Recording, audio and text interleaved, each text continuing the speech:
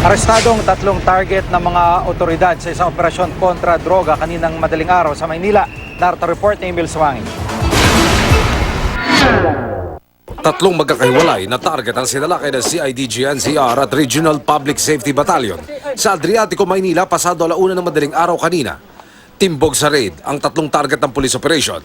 Kinilala ang mga inaresto na sina Jimmy Cumpa, Gina Topic at Rowena Colliato. Sa impormasyong hawak ng PNP, sukdula na ang pagkatalamak ng illegal drug trade sa lugar. Ang karaniwan daw ng mga parokyano, mga taxi driver at mga foreigner na nasa Ermita, Malate area. Nakarecover ng shabu at mga paraphernalia sa lugar.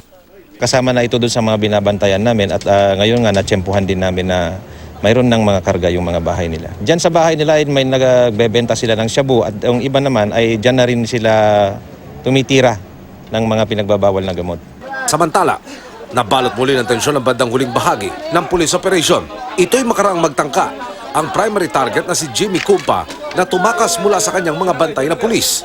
Pero agad siyang nakabol ng mga pulis at pinadapa sa labasan. Nag-hysterical ang asawa at nag-iiyak ang anak nito. Taong 2014, ni-raid na ng MPD headquarters ang lugar na ito pero ayon mismo kay Chairwoman Virgilia Elisa ng Barangay 704 Zone 77.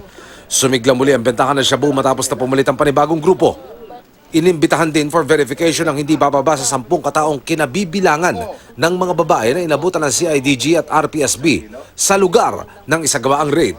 Karamihan sa kanila upon verification mga dayo at hindi taga rito.